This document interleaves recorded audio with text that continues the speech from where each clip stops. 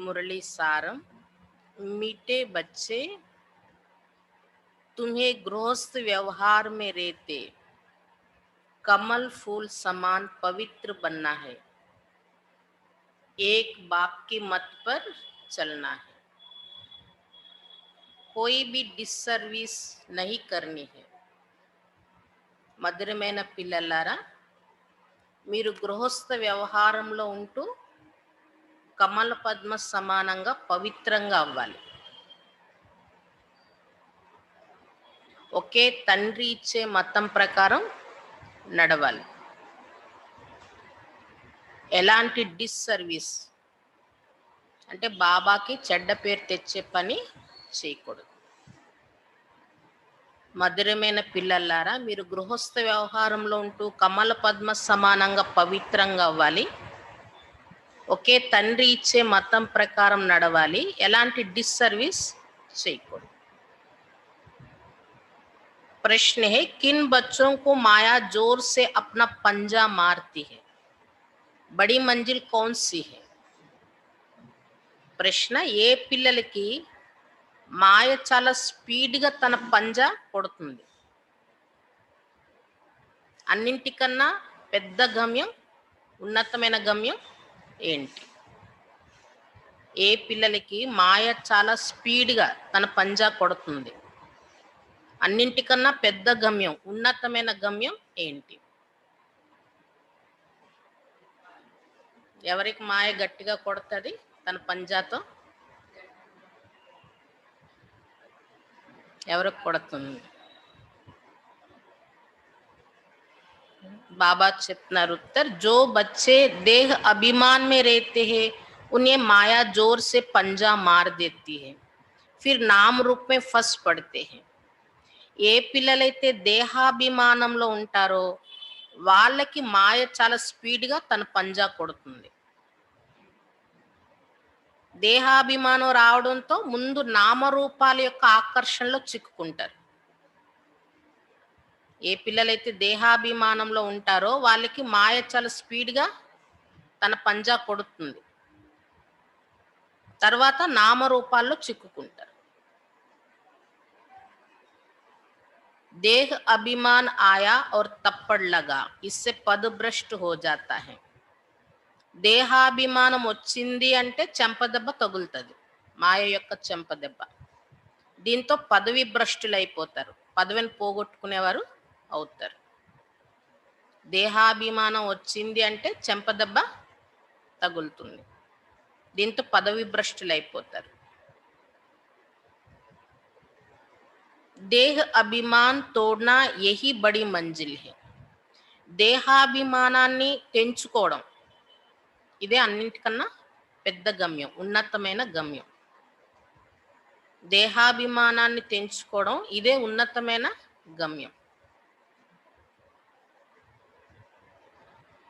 బాబా कहते बच्चे देही अभिमानी बनो. బాబా చెప్తున్నారు, పిల్లలారా ఆత్మాభిమానిగా అవ్వండి.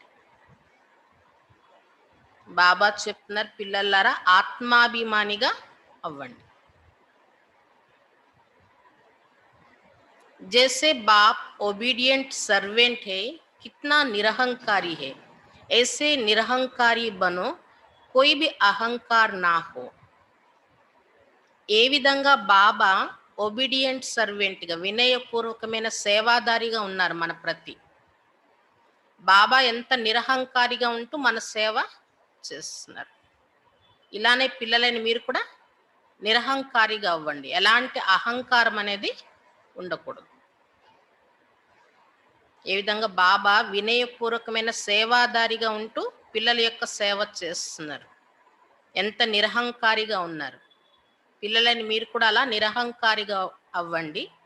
ఎలాంటి అహంకారం అనేది ఉండకూడదు.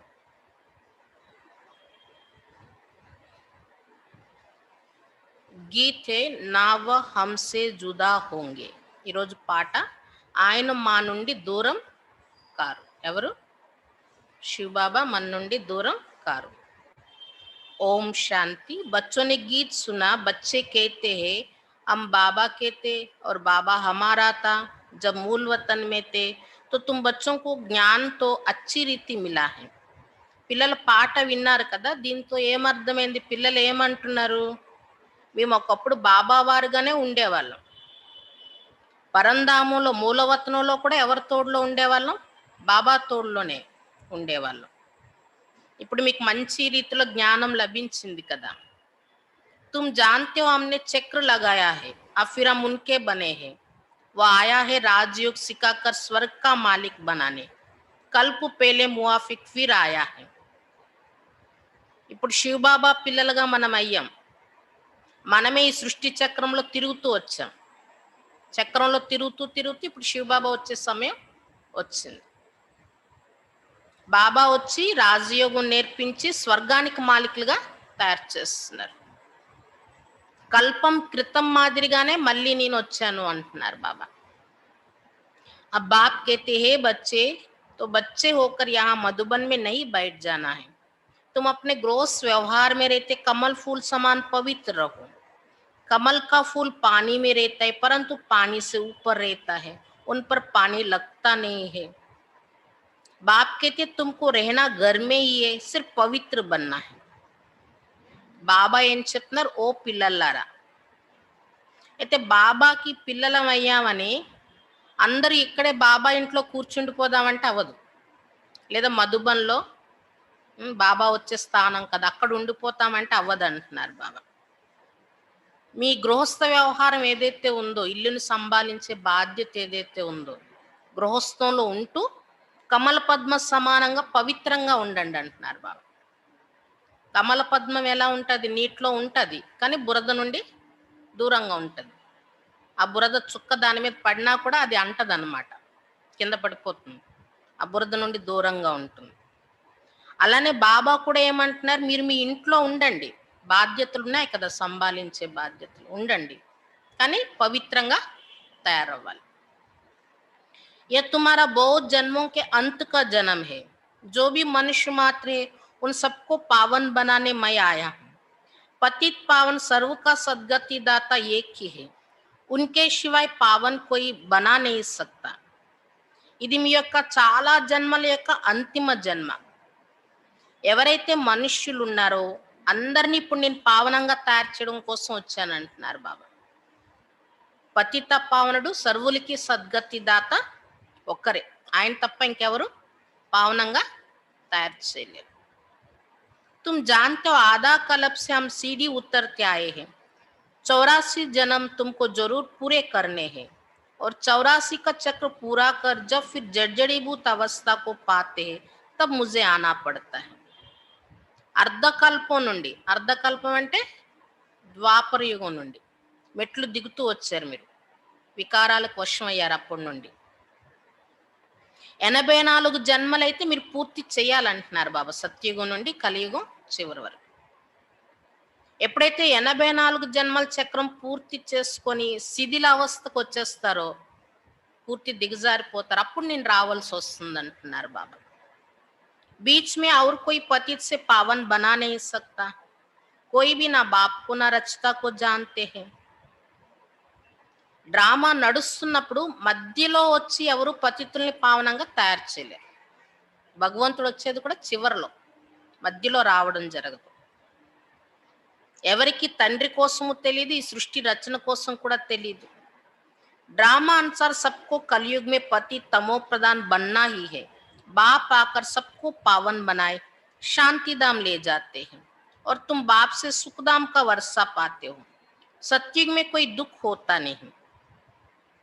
డ్రామా అనుసారంగా అందరూ ఈ కలియుగంలో పతితులుగా తమో ప్రధానంగా అవ్వాల్సిందే అంటున్నారు బాబా. బాబా వచ్చి మళ్ళీ అందరిని పావనంగా తయారు చేసి శాంతిధామానికి తీసుకువెళ్తున్నారు. పిల్లలని మీకు శాంతిధామానికి తీసుకువెళ్ళడమే కాదు, మీరు విశ్వ కళ్యాణానికి నిమిత్తం అవుతున్నారు కాబట్టి, విశ్వసేవ చేస్తున్నారు కాబట్టి మీకు సుఖధామం యొక్క వారసత్వం లభిస్తుంది. సత్యుగంలో మీకు స్థానం ఉంటుంది అంటున్నారు బాబా. సత్యుగంలో అన్ని ధర్మాల వాళ్ళు రాలేరు కదా.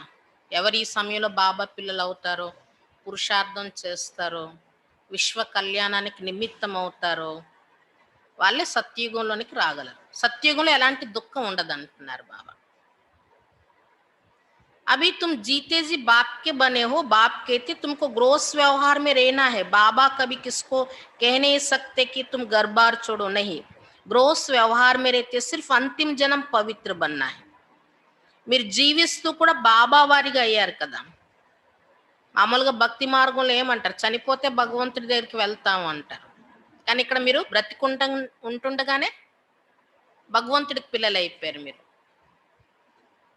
బాబా ఏమంటున్నారు, మీరు గృహస్థ వ్యవహారంలో ఉండాలి. బాబా ఎప్పుడు ఎవరికి ఇలా చెప్పరు. వివాహం అయి ఉన్నది, గృహస్థం యొక్క బాధ్యతలు ఉన్నాయి అంటే పిల్లల్ని అందరినీ వదిలేసి వచ్చేయండి అని అన్నారు బాబా. అలాగని ఎవరికైతే బంధన లేదో బంధన తయారు చేసుకోమని కూడా చెప్పరు బాబా. ఎందుకంటే పవిత్రంగా తయారవ్వాలి కదా ఇక్కడ. అటు బంధన లేని వాళ్ళు బంధంలో పడకూడదు. ఆల్రెడీ బంధన తయారై ఉన్న వాళ్ళని వాళ్ళ అనాథుల్లా వదిలేయకూడదు. గృహస్థంలో ఉంటూ కూడా ఈ ఒక్క అంతిమ జన్మ పవిత్రంగా తయారవ్వండి. అంతేగాని బాబా గృహస్థాన్ని వదిలేసి రమ్మని ఇక్కడ చెప్పటం లేదు. बाबा ने कभी कहा है क्या कि तुम घर बार छोड़ो, नहीं। तुमने ईश्वरी सेवा दापे छोड़ा है. कई बच्चे घर गृहस्थ में रहते भी ईश्वरी सर्विस करते, छुड़ाया नहीं जाता है. बाबा किसको भी छुड़ाते नहीं है. तुम तो आप ही सर्विस पर निकले हो. बाबा ने किसको छुड़ाया नहीं है. तुम्हारे लौकिक बाप शादी के लिए कहते हैं, तुम नहीं करते हो क्योंकि तुम जानते हो कि अब मृत्युलोक का अंत है. शादी बर्बादी ही होगी. फिर हम पावन कैसे बनेंगे. फिर हम क्यों ना भारत को स्वर्ग बनाने की सेवा में लग जाए. बच्चे चाहते हैं कि राम राज्य हो. కాబట్టి బాబా ఎప్పుడు ఇల్లు వదలండి అని ఇక్కడ చెప్పటం లేదు. మొట్టమొదట్లో కూడా బ్రహ్మ బాబాలో శివ బాబా వచ్చినప్పుడు చాలా మంది ఇల్లు వదిలేసి వచ్చేసారు.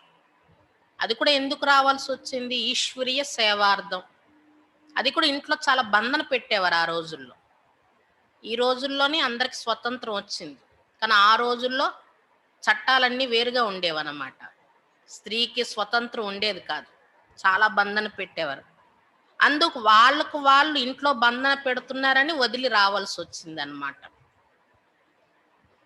కొంతమంది పిల్లలు గృహస్థంలో ఉంటూ కూడా ఈశ్వరీయ సేవ చేసే వాళ్ళు ఉన్నారంటున్నారు బాబా.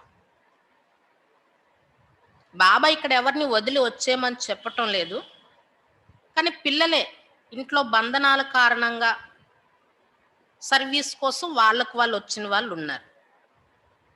లౌకిక తండ్రి ఏమంటారు, కన్యలు ఉన్నారంటే వివాహం చేసుకోమని అంటారు. కానీ ఇక్కడికి వచ్చాక పవిత్రంగా తయారవ్వాలనే ఉద్దేశం ఎప్పుడైతే వచ్చిందో అప్పుడు వాళ్ళు వివాహం చేసుకోమని అంటారు. ఎందుకు వివాహం చేసుకోము అని అంటున్నారంటే వికారాలు పతనానికి తీసుకువెళ్తాయనేది తెలుసు. ఇంకా రెండోది, ఈ మృత్యులోకం యొక్క అంతిమ సమయం ఇప్పుడు నడుస్తుంది. అమరలోకం రాబోతుంది. అమరలోకంలో అందరూ పవిత్రులే ఉంటారు, అక్కడ వికారాలు అనేవి ఉండవు. కాబట్టి ఇప్పుడు అక్కడికి వెళ్ళాలి. ఈ సృష్టి అనేది ఇప్పుడు ఈ మృత్యులోకం కలియుగం అంతిమం అయిపోయేది వచ్చింది కాబట్టి, ఆ సమయం దగ్గరకు వచ్చింది కాబట్టి ఇప్పుడు మనం పవిత్రంగా అవ్వాలి, పవిత్ర సృష్టి నిర్మాణానికి ఆధారం అవ్వాలి అనేది మనకు అర్థమైంది జ్ఞానం. అందుకు పవిత్రంగా ఉండాలని కోరుకుంటున్నాం. అందుకే ఇంట్లో వాళ్ళకి చెప్తే అది ఒప్పుకోరు. అప్పుడు మరి ఏం చేస్తారు, వాళ్ళు ఇల్లు వదిలి రావాల్సి వస్తుంది అన్నమాట బాబా దగ్గరికి బంధన పెట్టినప్పుడు. బాబా బాబా అంటున్నారు, ఎప్పుడైతే పిల్లలకి జ్ఞానం అర్థమైందో అప్పుడు ఏమనుకుంటారు, వివాహం చేసుకోవడం అంటే జీవితాన్ని నాశనం చేసుకోవడమే, దిగజారిపోవడమే, ఇంకా దుఃఖాల్లో మునిగిపోవడమే. ఎందుకంటే ఇది మృత్యులోకం అంతిమ సమయం, ఇక్కడ ఏం సుఖం లేదు. ఇంక ఈ వికారాలు సృష్టి ఆగిపోయే సమయం వచ్చేస్తుంది. ఈ వికారాల వల్లనే అనేక జన్మల నుండి దుఃఖం అనుభవిస్తూ ఇప్పుడు దుఃఖం అతిలోనికి వచ్చేస్తుంది అన్నమాట. అందుకు వివాహం చేసుకుని జీవితాన్ని నాశనం చేసుకుంటే ఎలా పావనం అవుతాం అనేది అర్థం అవుతుంది అన్నమాట. దానికి బదులు ఆ వివాహం చేసుకుని వికారాల్లోనికి వెళ్ళి జీవితాన్ని దిగజార్చుకునే బదులు భారతదేశాన్ని స్వర్గంగా తయారు చేసే సేవలో ఎందుకు మేము నిమగ్నం కాకూడదు అనే తపన వస్తుంది అన్నమాట. అందుకే ఇక్కడ పిల్లలు ఏం కోరుకుంటున్నారు, బాబా జ్ఞానం అర్థమయ్యాక కన్యలైనా కుమారులైనా రామరాజ్యం రావాలి, సత్యుగం రావాలి, దానికోసం పవిత్రంగా తయారవ్వాలి అనేది కోరుకుంటున్నారు. పుకార్తే హై నా ఏ పతిత్ పావన్ సీతారా, हे राम आकर भारत को स्वर्ग बनाओ, कहते भी है परंतु समझते कुछ नहीं है. భక్తి మార్గంలో పిలుస్తున్నారు, ఓ పతిత పావన సీతారాం, ఓ రామ రండి భారతదేశాన్ని స్వర్గంగా తయారు చేయండి అంటున్నారు. కానీ దాని అర్థం తెలియదు. పతితులను ఎవరిని అంటారు? వికారాల కారణంగానే కదా పతితులు అయ్యాము అనేది తెలియటం లేదు. ముఖ్యంగా కామ వికారానికి వశమైతేనే పతితులు అంటారు. క్రోధ వికారానికి వశమైతే పతితులు అన్నారు, క్రోధీలు అంటారు వాళ్ళు. అంటే అన్నింటికన్నా ముఖ్యంగా మన ఆత్మ పతితం అవడానికి కారణం కామ వికారం. మరి పతిత పావన రండి అంటే అసలు పతితులను ఎవరిని అంటారో కూడా మనుషులకి తెలియదు. పావనం అవ్వడం అంటే ఏంటో కూడా అర్థం తెలియదు అంటున్నారు బాబా. सन्यासी लोग कहते हैं इस समय का सुख काक विष्टा के समान है, बरोबर है भी ऐसे, यहाँ सुख तो है ही नहीं, कहते रहते परंतु किसकी बुद्धि में नहीं है. సన్యాసులు కూడా చెప్తారు ఈ సమయంలో ఉన్న సుఖం కాకి రెట్టతో సమానం అని. నిజంగా ప్రపంచం అలానే ఉంది అంటున్నారు బాబా. ఎందుకంటే వికారాల్లో ఉన్న సుఖం కాకిరెట్టతో సమానమైంది. అల్పకాలికమైన సుఖం ఇందులో ఉన్నది. అసలైన సుఖం, సంపూర్ణ సుఖం నిర్వికారీలుగా అవ్వడంలో, పవిత్రంగా అవ్వడంలోనే సంపూర్ణ సుఖం, ఆరోగ్యం, ఐశ్వర్యం అన్నీ ఉంటాయి. అది ఎక్కడ ఉండేది? సత్యుగంలో ఉండేది.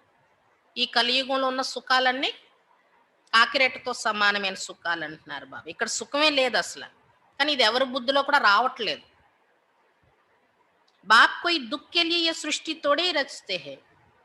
తండ్రి ఎప్పుడైనా దుఃఖం కోసం సృష్టిని రచిస్తారా? కొంతమంది సుఖ దుఃఖాలన్నీ పరమాత్మ ఇచ్చారు అంటారు కదా. దుఃఖం కోసం సృష్టి రచించారు కదా. ఆయన రచించిన సృష్టి ఎంత మంచి సృష్టి రచించి మనకి ఇచ్చి వెళ్ళారు. అలాంటిది ఇప్పుడు మనం ఎలా దిగజారిపోయామో చూడండి. बाप कहते क्या तुम भूल गए हो स्वर्ग में दुख का नाम निशान नहीं रहता है, वहां कर्म साधी कहां से आए. బాబా అడుగుతున్నారు, మీరు మర్చిపోయారా? ఒకప్పుడు సత్యుగం, స్వర్గం ఉన్నప్పుడు అక్కడ దుఃఖం యొక్క నామ చిహ్నాలే ఉండేవి కాదు. అక్కడ కంసుడు, జరాసంధుడు ఇలాంటి వాళ్ళు ఎవరు లేరు. ఎలాంటి యుద్ధాలు జరగలేదు దేవతలు ఉన్న టైంలో. మర్చిపోయారా అని అడుగుతున్నారు బాబా. మర్చిపోవడం వల్లే కదా చరిత్రలో కూడా ఎలా రాసేసారు, దేవతలు ఉన్న దగ్గర కూడా రాక్షసులు ఉన్నారు, యుద్ధాలు జరిగాయి, అక్కడ కూడా దుఃఖాలు అనుభవించారని రాసేసారు. కానీ ఇక్కడ మనం అనుభవిస్తున్నాం. దేవతలుగా అయ్యే మనం ఇప్పుడు ఎవరితో యుద్ధం చేస్తున్నాం? కంసుడు, జరాసంధుడు అంటే ఇవి మనలో ఉన్న వికారాలు, మనలో ఉండే అశ్రీ గుణాలతో యుద్ధం చేస్తున్నాం. అదే అక్కడ శాస్త్రాల్లో ఎలా చూపించారు? దేవతలు డైరెక్ట్గా అసురులతో యుద్ధం చేశారని చెప్పారు. కానీ దేవతలుగా అయ్యే మనమే అశ్రీ గుణాలతో యుద్ధం చేసి దేవతలు అవుతున్నాం. అక్కడికి వెళ్ళాక ఇంకా దుఃఖం అనేది ఉండదు. ఇది మనుషులు ఎవరికి తెలియదు, మర్చిపోయారు ఈ స్టోరీ అంతా అంటున్నారు బాబా. अब बेहद का बाप जो सुनाते उनकी मत पर चलना है, अपनी मनमत पर चलने से बर्बादी कर देते. आश्चर्यवत सुनंती कतंती बागंती या ट्रेटर बनंती कितनी जाकर डिसर्विस करते हैं, उनका फिर क्या होगा. అనంతమైన తండ్రి ఏదైతే వినిపిస్తున్నారో ఇప్పుడు ఆయన ఇచ్చే మతం ప్రకారం నడవాలి. ఒకవేళ మన్మతం ప్రకారం అంటే మన మనస్సుకు నచ్చినట్లు మనం నడిస్తే మీ జీవితం నాశనం అయిపోతుంది అంటారు. వాళ్ళని వాళ్ళే నాశనం చేసుకుంటున్నారు అంటున్నారు. అందుకే చాలా మంది ఆశ్చర్యవంతంగా ఈ జ్ఞానం వింటున్నారు, ఆచరిస్తున్నారు, మళ్ళీ పారిపోతున్నారు బాబా చేయి విడిచిపెట్టి, లేదా ట్రేటర్లుగా అయిపోతున్నారు. వాళ్ళలో ఉండే లోపాన్ని దాచిపెట్టుకొని ఇతరులు ఉండే లోపాలు చూస్తూ కొంతమంది డిస్సర్వీస్ చేయడానికి నిమిత్తం అవుతారన్నమాట. భగవంతుని మీదే నిందలు కూడా తీసుకొచ్చేవాళ్ళు, సంస్థ మీదే నిందలు తీసుకొచ్చే వాళ్ళు కూడా ఉంటారు కొంతమంది. స్వయాన్ని గుర్తించక, స్వయంలో ఉండే లోపాలు తెలియక ట్రేటర్లుగా అయిపోతుంటారు అంటున్నారు. ట్రేటర్ అంటే మామూలుగా ఏమంటారు? దేశద్రోహీలు. ఈ దేశంలో ఉంటే ఇక్కడ గుట్లు ఇంకో దేశానికి చెప్పేసేవాళ్ళు, వాళ్ళు ట్రేటర్లు. అలానే బాబా పిల్లలుగా ఉంటూ ఉంటూ స్వయంలో ఏదో లోపం కారణంగా, ఎందుకంటే స్వయం లోపం లేకుండా ఎవరు బాబాకు దూరం అవ్వరు. బాబాకు దూరం అయ్యామంటే గ్యారంటీ మనలో ఏదో బలహీనత అనేది ఉంది. దాన్ని దాచిపెట్టేసి ఇతరుల బలహీనతల్ని ఎంచడం మొదలు పెడతారు. అలాంటి వాళ్ళు బాబాకి, సంస్థకి కూడా డిస్సర్వీస్ చేసే మాటలు మాట్లాడతారు బయటకు వెళ్ళి. వాళ్ళెవరు? ట్రేటర్ అంటున్నారు బాబా, దేశద్రోహి. బాబాకే నింద తీసుకొస్తుంటారు. ఎంత వెళ్ళి డిస్సర్వీస్ చేస్తున్నారు, మరి వాళ్ళ పరిస్థితి ఏమవుతుంది అని అడుగుతున్నారు బాబా. హీరే జైసా జీవన్ బనానే బదిలే కోడి మిసల్ బనా దేతే. ఇక్కడికి వచ్చింది వజ్ర సమానమైన జీవితం తయారు చేసుకోవడానికి, దానికి బదులు గవ్వ సమానమైన జీవితం తయారు చేసుకుంటున్నారు అంటున్నారు బాబా. पिछाड़ी में तुमको सब अपना साक्षात्कार होगा, ऐसी चलन के कारण यह पद पाया। यहाँ तो तुमको कोई भी पाप नहीं करना है, क्योंकि तुम पुण्य आत्मा बनते हो। पाप का फिर 100 गुना दंड हो जाएगा। बल स्वर्ग में तो आएंगे, परंतु बिल्कुल ही कम पद। అంతిమంలో మీరు ఇంటికి వెళ్ళే సమయం దగ్గర పడతారు కదా, అప్పుడు మీరు చేసినవన్నీ మీకు సాక్షాత్కారం జరుగుతాయి అంటున్నారు బాబా. అప్పుడు మీకు అనిపిస్తుంది, నేను ఇలాంటి నడవడిక ఉన్న కారణంగానే నా పదవి పోయింది అనేది అర్థమవుతుంది అంటున్నారు బాబా. అంటే ఇక్కడ బాబా పిల్లలు అయ్యామంటే ఎలాంటి పాపం జరగకుండా జాగ్రత్త పడాలి మనం. ఎందుకంటే ఇక్కడికి వచ్చిందే మీరు పుణ్యాత్మలు అవ్వడానికి వచ్చారంటున్నారు బాబా. పాపం చేస్తే మళ్ళీ 100 రెట్లు శిక్ష అనుభవించవలసి వస్తుంది. బాబా పిల్లలు అయ్యారు కాబట్టి, భగవంతుని గుర్తించారు కాబట్టి స్వర్గంలోకి అయితే వస్తారు. సత్యుగం, సత్యత్రేతాయుగాలు కలిపే స్వర్గం వస్తారు అక్కడికి, కానీ పదవి తగ్గిపోతుంది అంటున్నారు బాబా. యా తుమ్ రాజయోగ్ సీఖనే ఆయే హో, ఫిర్ ప్రజా బన్ జాతే, मर्तबे में तो बहुत फर्क है ना। यहाँ यह भी समझाया है, यज्ञ में कुछ देते फिर वापस ले जाते हैं तो चंडाल का जन्म मिलता है। कई बच्चे फिर चलन भी ऐसे चलते जो पद कम हो जाता है। ఇక్కడ మీరు రాజయోగం నేర్చుకోవడం కోసం వచ్చారంటే ఎలా అవ్వాలి? రాజయోగం అంటేనే రాజాగా తయారు చేసే యోగం. రాజా పదవి పొందాలనే లక్ష్యంతో పురుషార్థం చేయాలి. కానీ నడవడిక బాగోకపోతే ఏమవుతుంది? ప్రజలు అయిపోతారు అంటున్నారు బాబా, రాజా అవ్వలేరు అంటున్నారు బాబా. పదవుల్లో కూడా చాలా తేడా ఉంటుంది కదా. ఇది కూడా బాబా చెప్పారు. కొంతమంది యజ్ఞంలో బాబా సేవకి ఇస్తారు, ఇచ్చింది మళ్ళీ తిరిగి తీసేసుకుంటుంటారు కొంతమంది. అలాంటి వాళ్ళు చండాల జన్మ పొందుతారు అంటున్నారు బాబా. అలాంటి వాళ్ళు కూడా ఉంటారు అంటున్నారు బాబా. కొంతమంది పిల్లల నడవడిక ఎలా ఉంటుందంటే వాళ్ళ పదవిని వాళ్ళే తగ్గించేసుకుంటున్నారు అంటున్నారు బాబా. बाबा समझाते ऐसे कर्म नहीं करो जो राजा रानी के बदले प्रजा में भी कम पद मिले। यज्ञ में स्वाहा होकर बागंती होते तो क्या जाकर बनेंगे। బాబా చెప్తున్నారు, ఇలాంటి కర్మ మీరు చేయకండి, రాజా రాణికి బదులుగా ప్రజల్లో కూడా తక్కువ రకం ప్రజలుగా అయ్యే పురుషార్థం చేయకండి అంటున్నారు బాబా. బాబా ఈ మధ్యన మురళీలో కూడా చెప్పారు, సాధారణ ప్రజలు అనేవారు సత్యుగం స్టార్టింగ్ నుండి ఉండరంట, మధ్యలో మొదలవుతారట. వాళ్ళు ముందుండేది సావుకారు ప్రజలే ఉంటారు. సావుకారు ప్రజలు అవ్వాలన్నా కూడా పురుషార్థం చాలా బాగుండాలి. సాధారణ ప్రజలంటే తక్కువ పురుషార్థం, వాళ్ళ మధ్యలో స్టార్ట్ అవుతారనమాట. కాబట్టి అలాంటి కర్మలేవి చేయకండి అంటున్నారు బాబా. ఇంతవరకు మురళీలో బాబా పాప కర్మలంటే ఏమేమి టెన్షన్ కలిగించారు, ఇప్పటి వరకు చెప్పిన మురళీలో ఏమేమి చెప్పారు బాబా?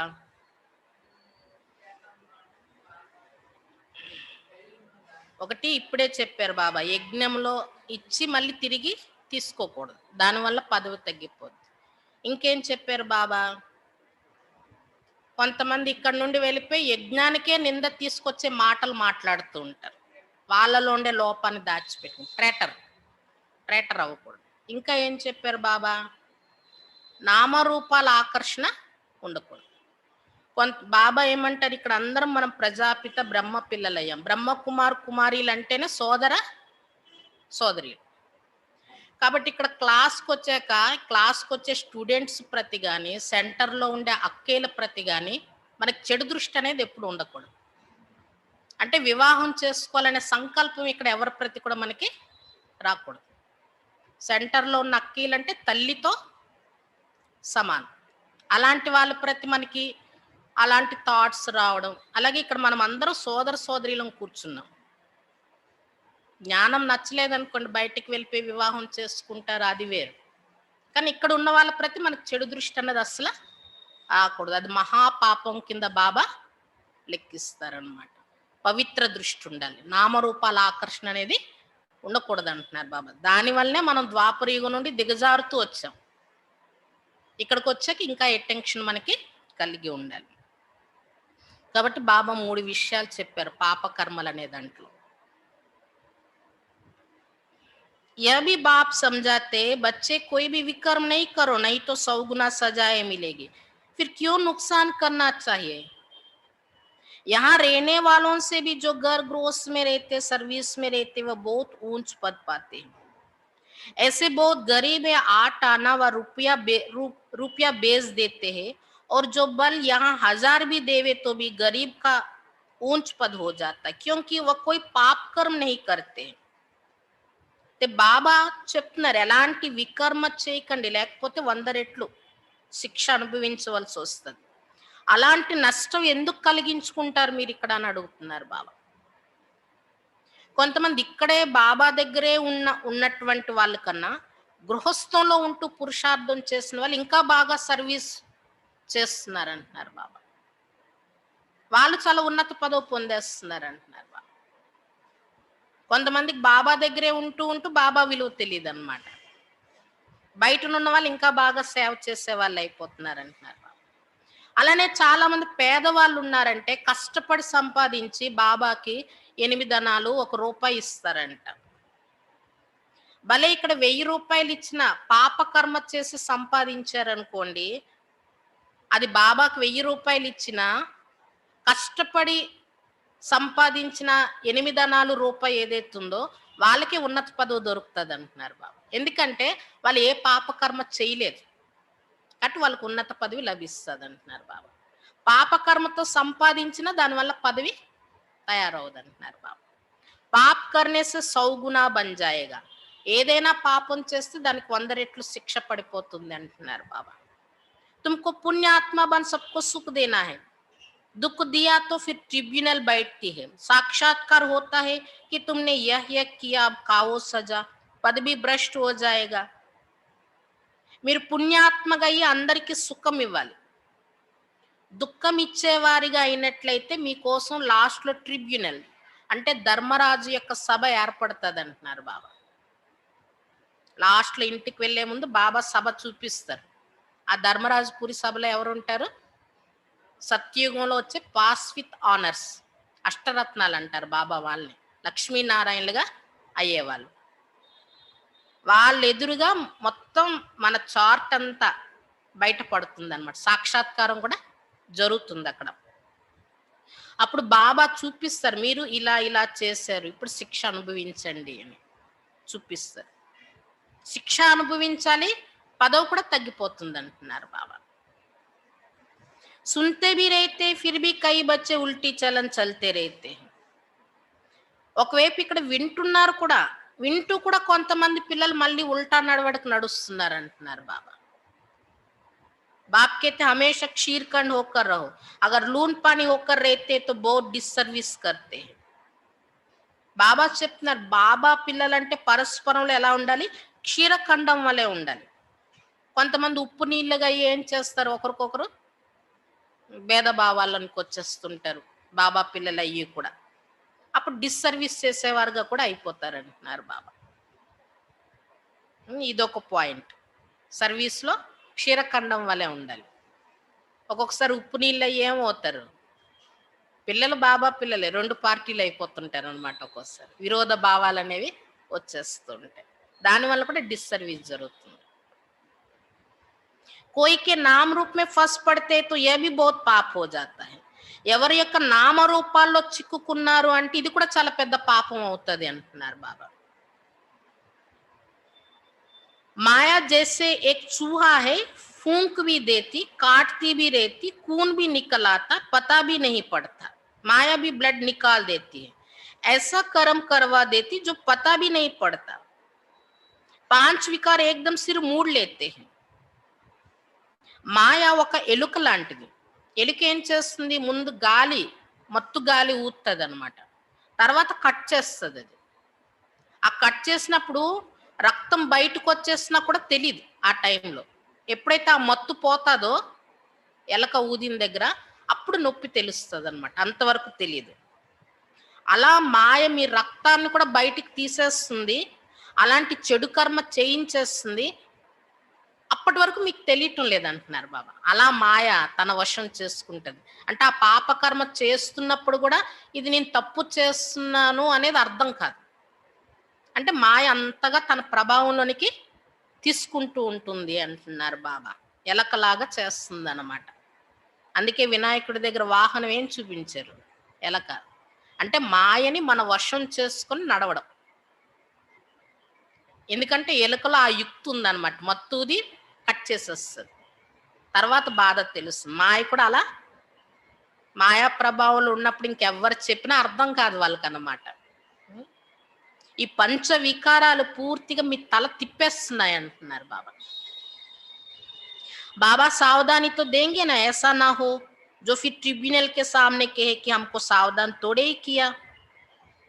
బాబా అయితే పిల్లలకి అటెన్షన్ కలిగిస్తారు కదా ప్రతి విషయంలో. ఎందుకంటే మళ్ళీ లాస్ట్‌లో ట్రిబ్యునల్ ధర్మరాజపురిలో మళ్ళీ పిల్లలు ఇలా అనకూడదు. బాబా మాకు ముందు చెప్పలేదే ఈ విషయాలు మీరు. అటెన్షన్ కలిగించలేదే అనకూడదు.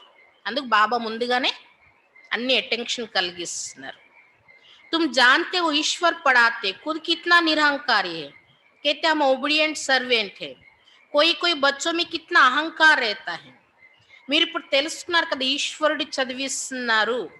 ఆయన ఎంత నిరహంకారిగా ఎంత సాధారణంగా ఉంటూ పిల్లలకి చదివిస్తున్నారు. ఏమంటున్నారు బాబా? నేను మీ యొక్క వినయపూర్వకమైన సేవాదారిని. కొంతమంది పిల్లల్లో ఎంత అహంకారం ఉంటుందంటే బాబా పిల్లలుగా అయ్యి కూడా ఎలాంటి కర్మలు చేస్తున్నారంటే ఇంక అడక్కండి అంటున్నారు బాబా. बाप का बनकर फिर ऐसे ऐसे कर्म करते जो बात मत पूछो. इससे तो जो बाहर ग्रोस व्यवहार में रहते वो बहुत ऊंच चले जाते. देह अभिमान आते ही माया जोर से पंजा मार देती है. देह अभिमान तोड़ना बड़ी मंजिल है. देह अभिमान आया और तप्पड़ लगा. అంటే బాబా ఏమంటున్నారు? బాబా పిల్లలుగా అయ్యి బాబా ఇంట్లో ఉంటూనే కొంతమంది ఎలాంటి కర్మలు చేస్తున్నారంటే ఇంక అడక్కండి. కొంతమంది బయట ఉన్న గ్రోస్ వ్యవహారంలో ఉన్నా చాలా బాగా నడవడిక ఉంచుకుంటున్నారు అంటున్నారు బాబా. అలాంటి వాళ్ళు చాలా ఉన్నత పదవి పొందేస్తారు అంటున్నారు బాబా. దేహాభిమానం వస్తూనే మాయ యొక్క పంజా తగిలేస్తుంది అంటున్నారు బాబా. పంజా కొడుతుంది అన్నమాట మాయ. ఈ దేహాభిమానాన్ని తొలగించుకోవడం అనేది చాలా పెద్ద గమ్యం. దేహాభిమానం రకరకాల రూపాల్లో వస్తుంటది. అది తొలగించుకోవడమే పెద్ద గమ్యం. దేహాభిమానం వచ్చింది అంటే మాయ యొక్క చెంపదెబ్బ తగిలిందని అనుకోండి. तो देहाभिमान में आना ही क्यों चाहिए जो पदभ्रष्ट हो जाए. ऐसा ना हो वहां जाकर झाड़ू लगाना पड़े. अब अगर बाबा से कोई पूछे तो बाबा बता सकते हैं. खुद भी समझ सकते हैं कि मैं कितनी सेवा करता हूँ, हमने कितनों को सुख दिया है. बाबा मम्मा सबको सुख देते हैं, कितना खुश होते हैं.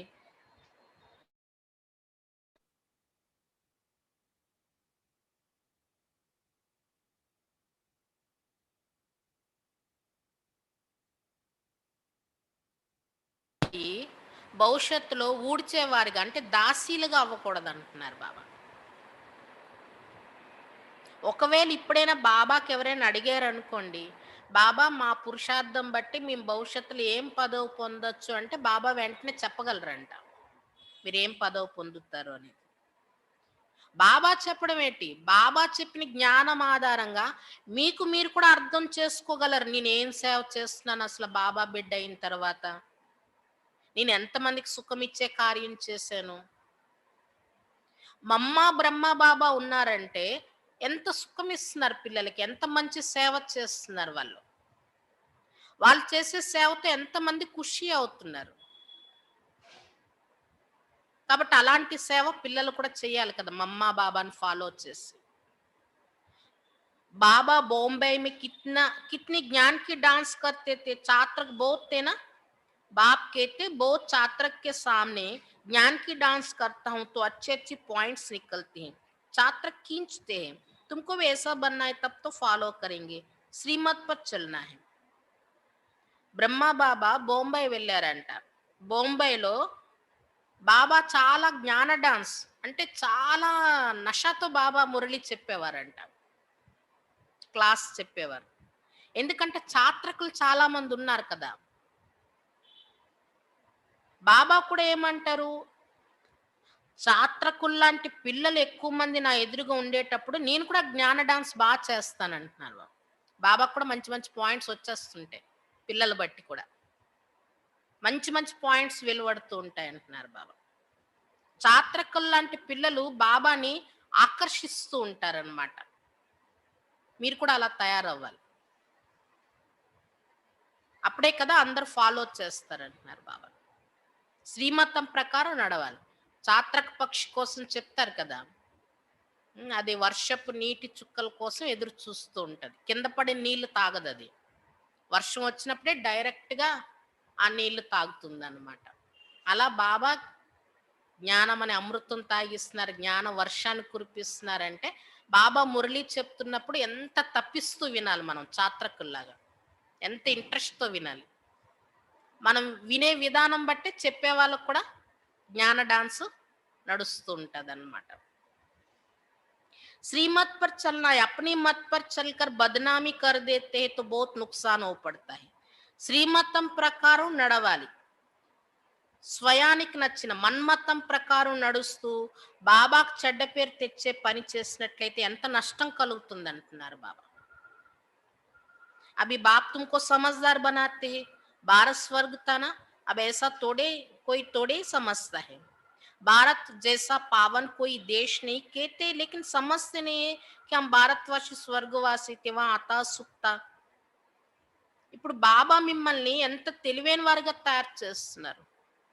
భారతదేశం ఒకప్పుడు స్వర్గంగా ఉండేది కదా! కానీ ఇలా ఎవరైనా అనుకుంటున్నారా? అనడం అయితే అంటున్నారు.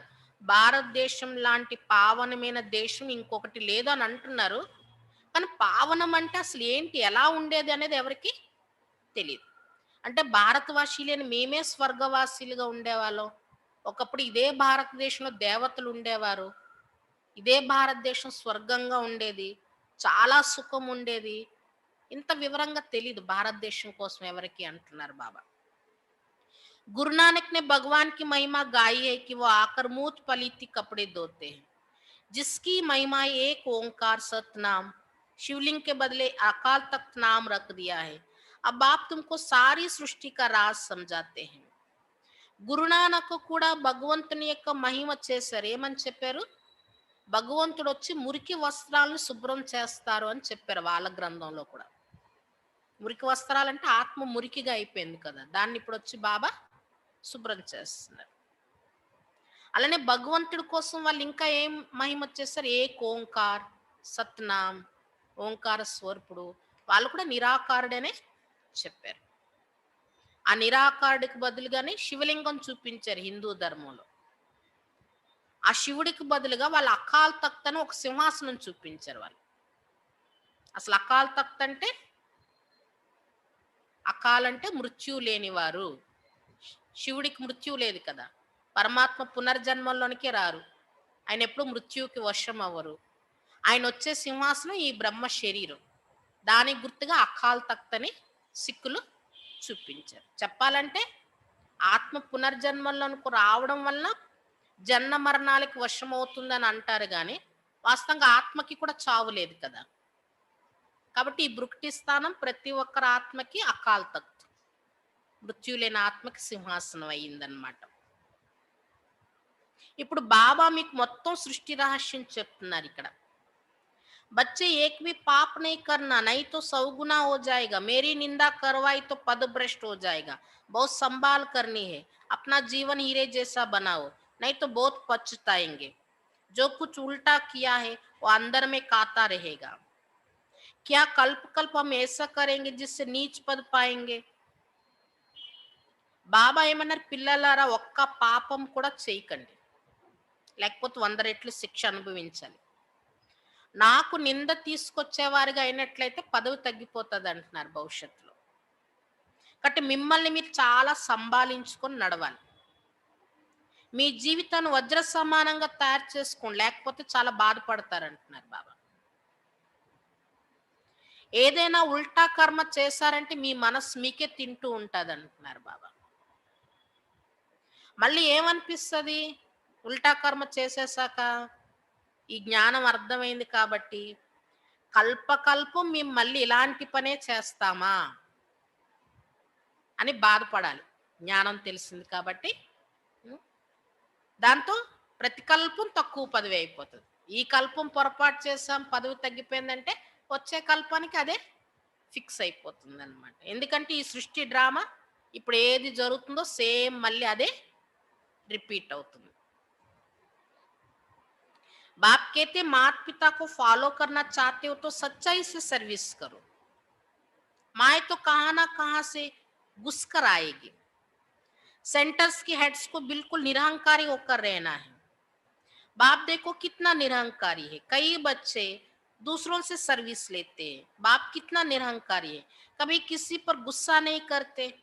बच्चे अगर ना फरमान बरदार हो तो बाप उनको समझा तो सकते हैं, तुम क्या करते हो बेहद का बाप ही जानते हैं। బాబా ఏమంటున్నారు? తల్లి తండ్రిని మనకి ఎగ్జాంపుల్ గా జగదాంబ సరస్వతి మమ్మ, బ్రహ్మ బాబా ఉన్నారు సాకారంగా. శివబాబా వాళ్ళిద్దరిని ఎగ్జాంపుల్ గా మన ఎదురుగా పెట్టారు. శివబాబా అయితే నిరాకారుడు కదా, బ్రహ్మ ద్వారా చేస్తున్నారు, చేయిస్తున్నారు కూడా బ్రహ్మ ద్వారా. అలాగే బ్రహ్మతో పాటు సమానంగా పురుషార్థం చేసింది ఎవరు ఈ జ్ఞాన మార్గంలో? జగదంబ సరస్వతి మమ్మ. వీళ్ళిద్దరు మనకి ఇక్కడ తల్లి తండ్రి అయ్యారు. వాళ్ళని మీరు ఫాలో చెయ్యాలి అని అనుకున్నట్లయితే సత్యతతో సర్వీస్ చేయండి. లోపల ఒకటి బయట ఒకటి అలా ఉండకూడదు, సత్యతతో చెయ్యండి సర్వీస్.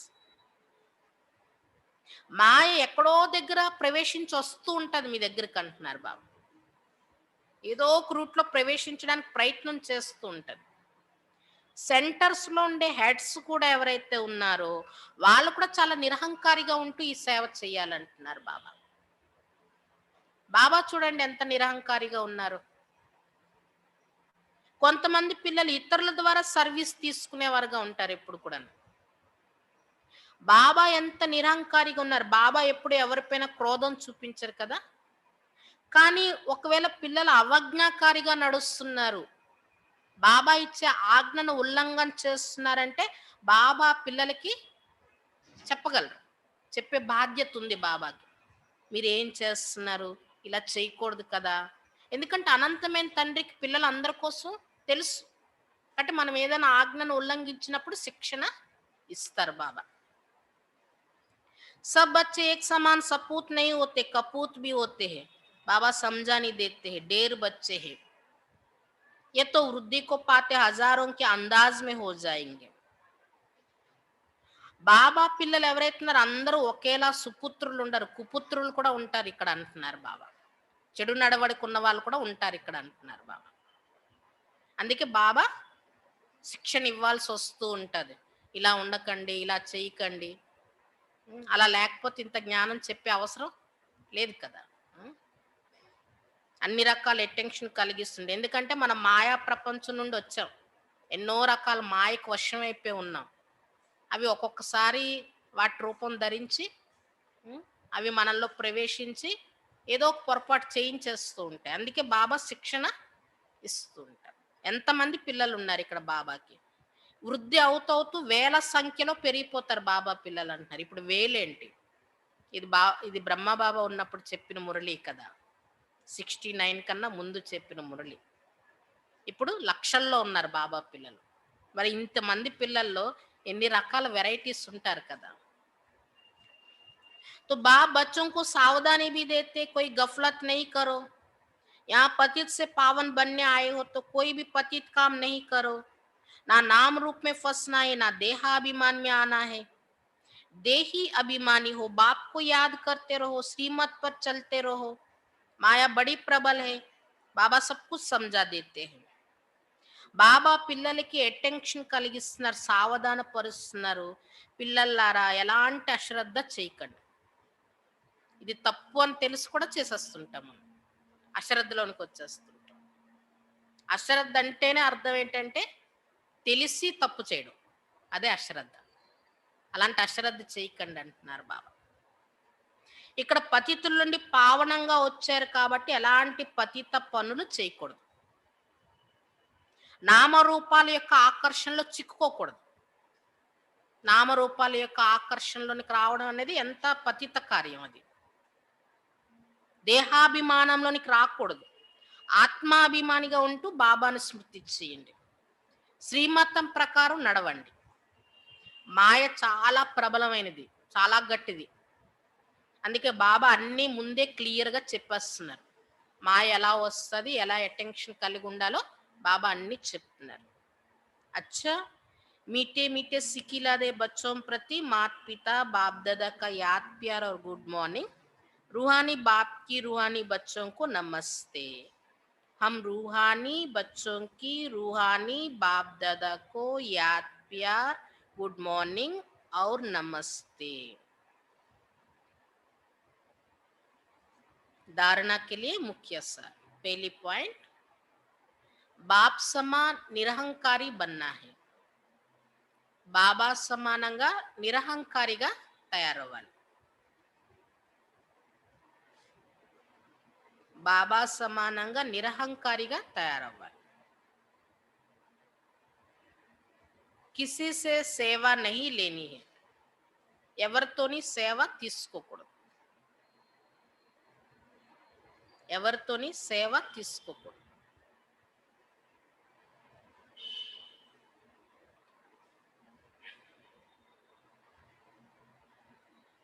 किसी को दुख नहीं देना है. ఎవరికి దుఃఖాన్ని ఇవ్వకూడదు.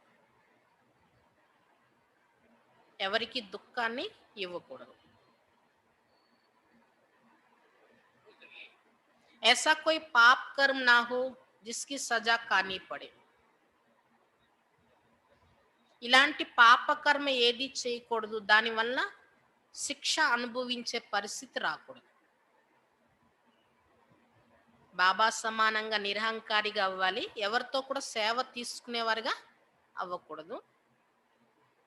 అనారోగ్య పరిస్థితుల్లో సేవ తీసుకోవడం వేరు, బిజీగా ఉండేటప్పుడు ఇంకొకరు సహాయం తీసుకోవడం వేరు, అహంకారంలోనికి వచ్చి సేవ తీసుకోవడం వేరు. అలాంటి సేవ తీసుకోకూడదు. అది కూడా జాగ్రత్తగా అర్థం చేసుకోవాలి. సేవ తీసుకోవడం అంటే ఎలాంటి భావనతో సేవ తీసుకోకూడదు అనేది. ఎవరికి దుఃఖాన్ని ఇవ్వకూడదు. ఇలాంటి పాపకర్మ ఏది చేయకండి, దాంతో శిక్ష అనుభవించే పరిస్థితి రాకూడదు. పరస్పరంలో క్షీరఖండంగా అయి ఉండాలి. ఆపస్మే క్షీరఖండ్ హోకర్ రేనాయి. పరస్పరంలో క్షీరఖండం వల్లే, పాలు పంచదార వల్లే కలిసిమెలిసి ఉండాలి.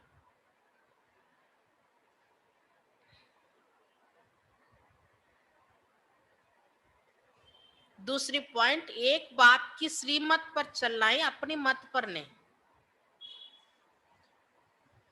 ఒకే తండ్రి ఇచ్చే శ్రీమతం ప్రకారం నడవాలి. మన్మతం ప్రకారం, మనకు నచ్చిన మతం ప్రకారం మనం నడవకూడదు. ఒకే తండ్రి బాబా ఇచ్చే శ్రీమతం ప్రకారం నడవాలి. మన్మతం ప్రకారం నడవకూడదు.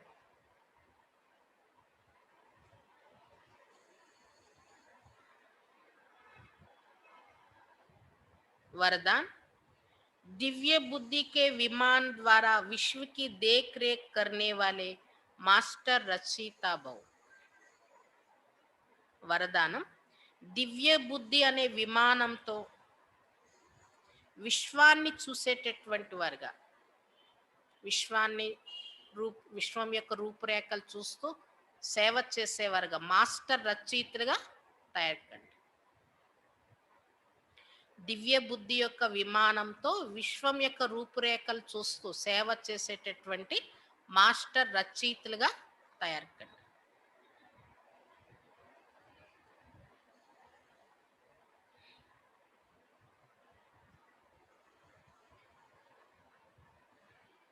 जिसकी बुद्धि जितनी दिव्य है, दिव्यता के आधार पर उतनी स्पीड तेज है. ఎవరి బుద్ధి ఎంత దివ్యంగా మారుతుందో ఆ దివ్యత యొక్క ఆధారంతోనే వాళ్ళ బుద్ధి యొక్క స్పీడ్ తీక్షణంగా ఉంటుంది. ఎవరి యొక్క బుద్ధి ఎంత దివ్యంగా ఉంటుందో ఆ దివ్యత యొక్క ఆధారంతోనే వాళ్ళ బుద్ధి యొక్క స్పీడు తీక్షణంగా ఉంటుంది.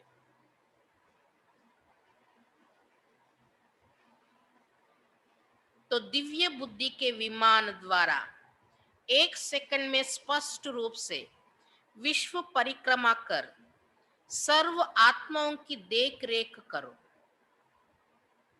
అయితే దివ్య బుద్ధి అనే విమానంతో ఒక్క సెకండ్లో చాలా స్పష్ట రూపంతో విశ్వం యొక్క పరిక్రమ చేసి, అంటే విశ్వమంతా తిరగాలి బుద్ధితో, విశ్వం యొక్క పరిక్రమ చేసి సర్వ ఆత్మల యొక్క సంపాలన చేయండి. వాళ్ళని చూస్తూ వాళ్ళకి సరైన పాలన ఇవ్వండి. దివ్య బుద్ధి అనే విమానంతో ఒక్క సెకండ్లో స్పష్ట రూపంతో విశ్వం యొక్క పరిక్రమ చేసి సర్వ ఆత్మల యొక్క పాలన చెయ్యండి అంటున్నారు బాబా. ఉన్హే సంతుష్ట్ కరో, విశ్వాత్మలందరికీ కావలసిన ప్రాప్తి ఇచ్చి వాళ్ళని సంతుష్టపరచండి. ఎంత తల్లడిస్తున్నారు, దుఃఖం అశాంతితో, సుఖం కావాలి, శాంతి కావాలి, సత్యమైన స్నేహం కావాలి, శక్తి కావాలి, సాహసం కావాలి, ధైర్యం కావాలి, వాళ్ళందరికీ సంతుష్టపరచండి, అవన్నీ ఇవ్వండి మీరు మీ దివ్య బుద్ధితో అని అంటున్నారు బాబా. जितना आप चक्रवर्ती बनकर चक्र लगाएंगे उतना चारों ओर का आवाज निकलेगा कि हम लोगों ने ज्योति देखी, चलती हुई फरिश्ते देखे. మీరు ఎంత చక్రవర్తిగా అయ్యి చక్రం వేస్తారో, దివ్య బుద్ధితో పరిక్రమ చేస్తారో, అంత నలువైపుల నుండి ఈ ధ్వని వస్తుంది. ఏమంటారంటే, మేము ఒక జ్యోతిని చూసాం, నడుస్తూ నడుస్తూ ఒక ఫరిస్తాని నడుస్తున్న, అంటే వెళ్తున్న ఫరిస్తాన్ చూసాం అని అంటారు. అంటే మీ అనుభూతి వాళ్ళకి జరుగుతుంది అన్నమాట. ఎంత మీరు చక్రవర్తులుగా ఈ చక్రం వేస్తారో దివ్య బుద్ధితో, అంత నలువైపులా ఈ ధ్వని వస్తుంది, మేము ఒక జ్యోతిని చూసాము, నడుస్తున్న ఫరిస్తాన్ చూసాము అని అంటారు. అంటే ఎక్కడో ఉన్న వాళ్ళకి కూడా మన అనుభూతి జరుగుతుంది, మన నుండి ప్రాప్తి కూడా వాళ్ళకి లభిస్తుంది సూక్ష్మ రీతిలో అన్నమాట. ఇప్పుడు జానకి దాది ఇలాంటి వాళ్ళు సర్వీస్ చేశారంటే, వాళ్ళు ఏ స్థానంలోనికైనా వెళ్ళే ముందే వీళ్ళు సాక్షాత్కారం వాళ్ళకి జరిగేది. వాళ్ళు ఎప్పుడైతే వెళ్ళేవారో అప్పుడు అనేవారు, మిమ్మల్ని మేము చూసాం సాక్షాత్కారంలోని. ఆ సాక్షాత్కారంలో వాళ్ళకి ఏదో ఒక అనుభూతి, ప్రాప్తి కూడా లభించేదన్నమాట. అలా ఏంటంటే మనం ఇక్కడే ఉన్నా ఎక్కడో ఉన్న వాళ్ళకి మన అనుభూతి జరగాలి, మన ద్వారా ప్రాప్తి లభించాలి. ఫరిస్తాలను చూసాము, ఒక జ్యోతిని చూసామని అనుభూతి జరగాలంటున్నారు బాబా. इसके लिए स्वयं कल्याणी के साथ विश्व कल्याणी మాస్టర్ రచితా బను. దీనికోసం స్వయం కళ్యాణం చేసుకునేవారుగా అయ్యేదాంతో పాటు విశ్వ కళ్యాణకారిగా మాస్టర్ రచయితగా తయారుకండి. దీనికోసం స్వయం కళ్యాణంతో పాటు విశ్వ కళ్యాణం చేసే మాస్టర్ రచయితగా తయారుకండి. అంటే మన పురుషార్థంలో కేవలం స్వయం కోసమే ఆలోచించడం కాదు, విశ్వానికి కూడా మనం ఏదో ఒకటి ఇవ్వాలి. మన మాటలతోనే ఎదురుగా ఉన్న వాళ్ళకి జ్ఞానం ఇస్తాం, అదే కాదు, మన మనస్సుతో వైబ్రేషన్స్ ఎప్పుడు ఇస్తూ ఉండాలి విశ్వాత్మలందరికీ కూడా. ఎక్కడెక్కడికో మనం బుద్ధితో ప్రయాణం చేసి యోగంలో కూర్చున్నప్పుడు వాళ్ళకి శక్తి, సాహసం, శాంతి, సుఖం అందరికీ పంచిపెట్టాలి. అది స్పష్టంగా మనకు అనుభవం కూడా అవ్వాలి. మనకి యోగంలో కూర్చున్నప్పుడు కూడా నాకు చాలామంది అశాంత ఆత్మలు కనిపించారు ఈరోజు, లేదా చాలామంది భక్తులు కనిపించారు, వాళ్ళకి నేనేమో శాంతినిచ్చాను, వాళ్ళు చాలా సాటిస్ఫై అయినట్ల నాకు అనుభవం అయింది. కొంతమందికి అది స్పష్టంగా అనుభవం అవుతుంది. ఈ అనుభూతి పరంధామంలో వెళ్ళినప్పుడైనా, బాబాతో అనుభూతి అవ్వాలన్నా, విశ్వసేవ చేసే దాంట్లో కూడా మనకి మంచి అనుభూతి జరగాలి, మన వైబ్రేషన్స్ అందరికీ అందాలి అంటే ఆధారం ఏంటి చెప్తున్నారు బాబా ఈరోజు? దివ్య బుద్ధి. బుద్ధిని దివ్యంగా ప్యూర్గా తయారు చేసుకోవాలి. మన బుద్ధిలో ఎలాంటి, మన మనస్సులో ఎలాంటి waste thoughts, negative thoughts, impure thoughts, వికారి ఆలోచనలు ఏమి ఉండకూడదు. చాలా ప్లెయిన్గా ఉండాలి బుద్ధి. అలాగే తక్కువ ఆలోచించాలి, మంచి ఆలోచనలు చేయాలి, శక్తిశాలిగా చేయాలి ఆలోచన. కాబట్టి మన మనస్సులో మన బుద్ధిలో ఆలోచనలు తగ్గాలి, పవర్ఫుల్ ఆలోచనలే రావాలి. ఏదైనా ఒక సంకల్పం చేసామంటే అది దృఢంగా ఉండాలి, అలాగే ప్రతిదీ శ్రేష్టంగానే ఉండాలి. అలాంటి బుద్ధి మనది, అలాంటి మనస్సు తయారవ్వాలి అంటే ఇంప్యూరిటీ పోవాలి మనలో, వేస్ట్ అనేది పోవాలి, నెగిటివ్ అనేది పోవాలి. అప్పుడు మన బుద్ధి అద్భుతాలు చేసి చూపెడుతుంది. ఇక్కడ అంటారు కదా, దేవతలు ఇక్కడ కూర్చొని ఆలోచిస్తే అక్కడ అన్నీ జరిగిపోయేవని. అది మన మనస్సు బుద్ధి యొక్క శక్తితో అలా జరుగుతాయి. అసంభవం కూడా సంభవం అయిపోతాయి. కాబట్టి దివ్య బుద్ధితో ఏమంటున్నారు బాబా, విశ్వ పరిక్రమ చేసి విశ్వాత్మలకి పాలన ఇవ్వండి, వాళ్ళని సంతుష్టపరచండి అని చెప్తున్నారు బాబా. స్వయం కళ్యాణకారితో పాటు విశ్వ కళ్యాణం చేసే మాస్టర్ రచయితలు అవ్వండి అంటున్నారు బాబా. स्लोगन, मास्टर दाता बन अनेक आत्माओं को प्राप्तियों का अनुभव कराना ही ब्रह्मा बाप समान बनना है. ఈరోజు స్లోగన్, మాస్టర్ దాతగా అయి అనేక ఆత్మలకి ప్రాప్తుల యొక్క అనుభవం చేయించడమే బ్రహ్మా బాబా సమానంగా తయారవ్వడం.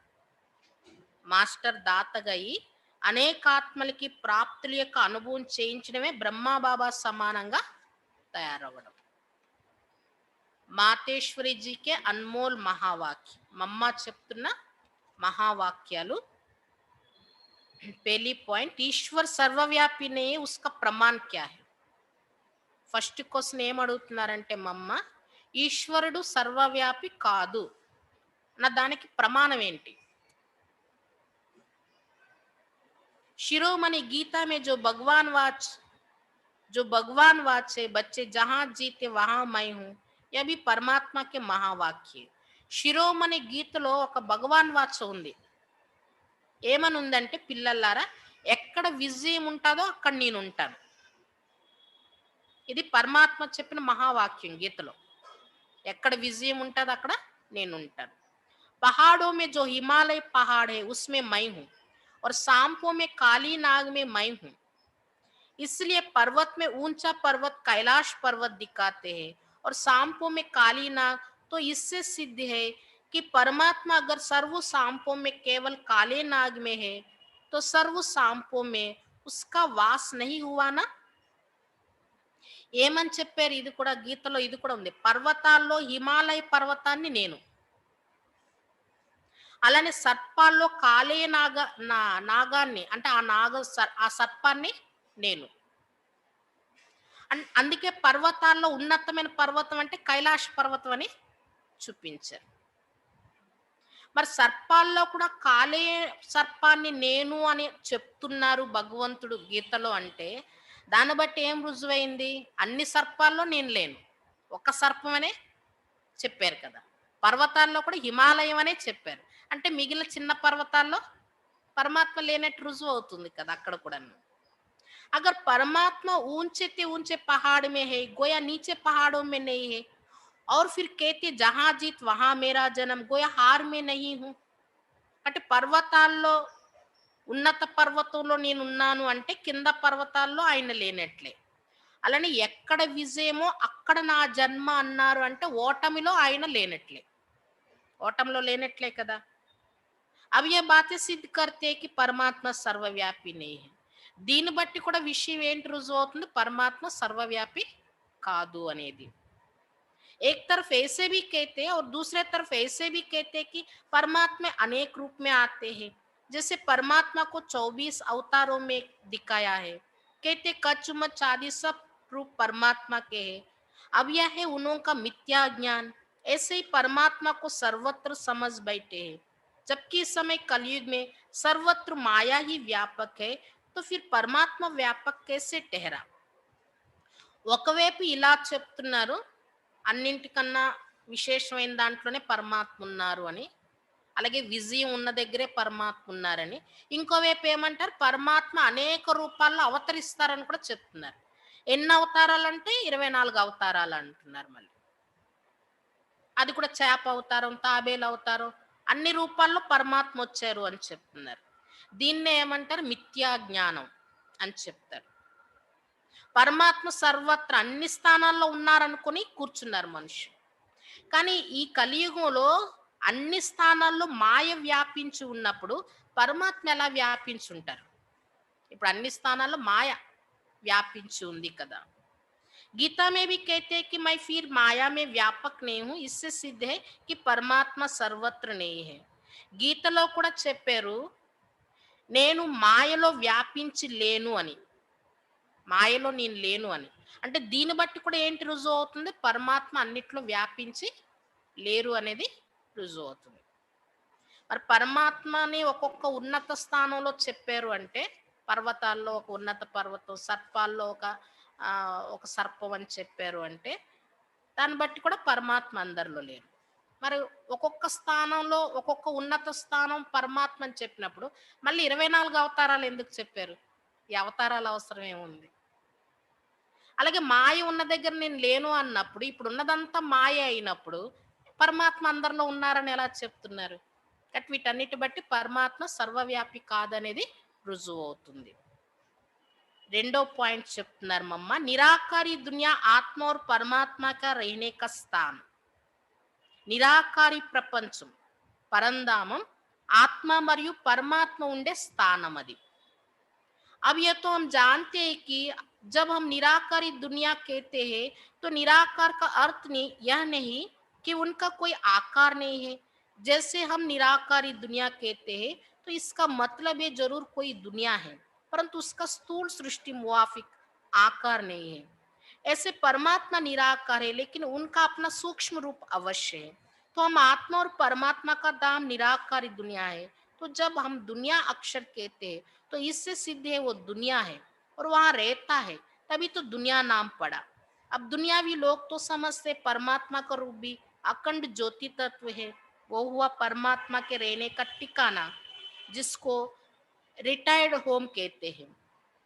అయితే మమ్మ చెప్తున్నారు, మనకందరికీ తెలిసిందే కదా, మనం అందరం నిరాకారి ప్రపంచంలో ఉండేటటువంటి వాళ్ళు.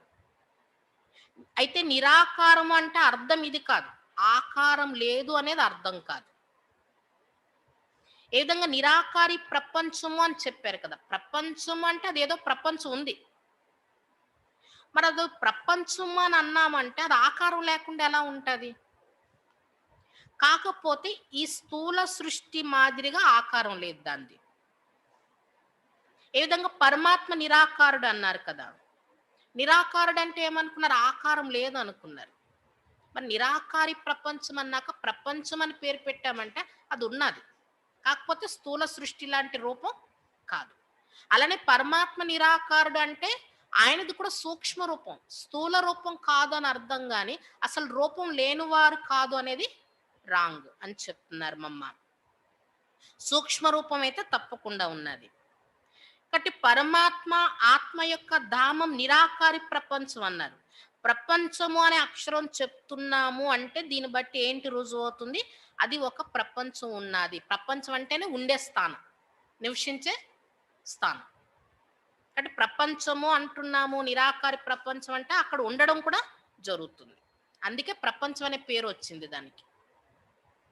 అయితే ప్రపంచంలో ఉండే మనుషులు ఇంకా ఏమనుకుంటున్నారంటే పరమాత్మ రూపాన్ని అఖండ జ్యోతి తత్వం ఏదైతే ఉందో పరంధామం, నిరాకారి ప్రపంచం, అదే పరమాత్మ అనుకుంటున్నారు.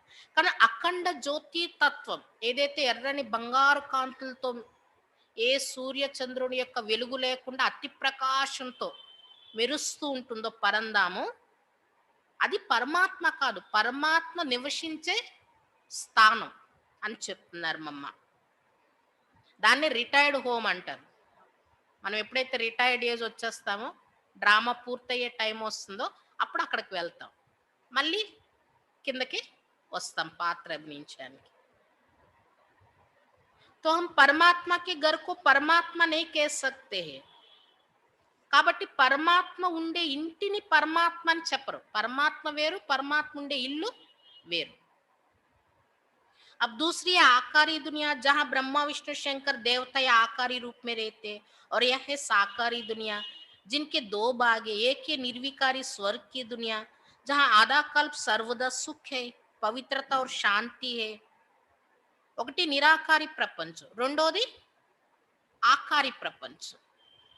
అక్కడ ఎవరుంటారు? బ్రహ్మ, విష్ణు, శంకర దేవతలు ఆకారి రూపంలో ఉంటారు.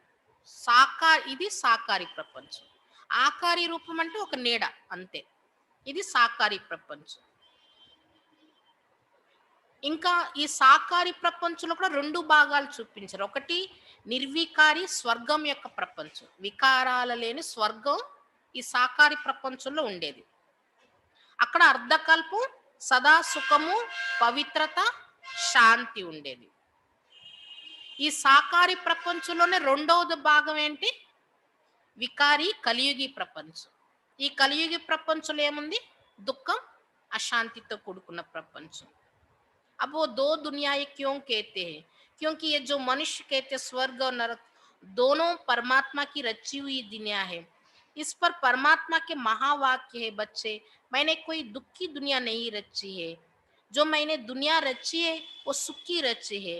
अब यह जो दुख और अशांति की दुनिया है वो मनुष्य आत्मा या अपने आप को और मुझ परमात्मा को भूलने के कारण ये हिसाब किताब भोग रहे हैं. అంటే ఇప్పుడు ఏదైతే ఈ 2 ప్రపంచాలను ఎందుకు చెప్పారు? మనుషులు ఏమనుకుంటారంటే స్వర్గం, నరకం 2 పరమాత్మ రచించిన ప్రపంచాలే అనుకుంటున్నారు. అయితే దీనికోసం పరమాత్మ చెప్తున్న మహావాక్యాలు ఏంటంటే, పిల్లల్లారా నేను ఎలాంటి దుఃఖం యొక్క ప్రపంచాన్ని రచించటం లేదు. నేను రచించిన ప్రపంచం సుఖందే రచించాను. ఏదైతే ఇప్పుడు ఈ దుఃఖం, అశాంతి యొక్క ప్రపంచం ఉందో ఈ ప్రపంచానికి కారణం ఏంటి? మనుష్యాత్మలు తన్ని తాను మర్చిపోవడం వల్ల, పరమాత్మనైన నన్ను మర్చిపోవడం వల్ల ఈ దుఃఖం, అశాంతి అనే కర్మభోగాన్ని అనుభవిస్తున్నారు. అంతేగాని ఇది నేను రచించలేదు అని పరమాత్మ చెప్తున్న మహావాక్యాలు. बकेसे ने जिस समय सुख और पुण्य की दुनिया है वहां कोई सृष्टि नहीं चलती. हाँ अवश्य जब हम कहते हैं कि वहां देवताओं का निवास स्थान था तो वहां सब प्रवृत्ति चलती थी, परंतु इतना जरूर था वहां विकारी पैदाइश नहीं थी जिस कारण इतना कर्म बंधन नहीं था. అయితే ఇలా కూడా అనుకోకండి, ఏ సమయంలో సుఖం యొక్క ప్రపంచం, పుణ్యం యొక్క ప్రపంచం ఉండేదో అక్కడ సృష్టి నడిచేది కాదు అని అనుకోకండి. అక్కడ కూడా సృష్టి నడిచేది. మనం ఏదైతే చెప్తున్నామో దేవతలు నివసించేవారు ఒకప్పుడు స్వర్గంలో, సుఖం యొక్క ప్రపంచంలో ఏదైతే చెప్తున్నామో ఆ దేవతలున్న స్థానంలో కూడా గృహస్థ ధర్మం అనేది నడిచేది. అక్కడ కూడా ప్రవృత్తి అనేది ఉండేది. కాకపోతే ఇది తప్పనిసరి ఏంటి, అక్కడ ప్రవృత్తిలో వికారాలు ఉండేవి కాదు. వికారాలతో జన్మ అనేది అక్కడ ఉండేది కాదు.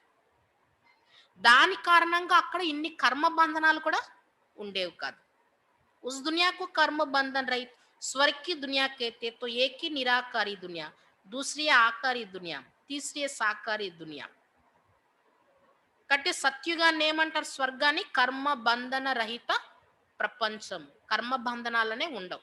ప్రవృత్తి ఉంటుంది, రాజ్యము నడుస్తుంది, పిల్లలకి జన్మనిస్తారు, కానీ వికారాలు ఉండవు. అందుకు కర్మ బంధనాలు లేనటువంటి ప్రపంచం అది. సుఖము శాంతితో కూడుకున్న ప్రపంచం.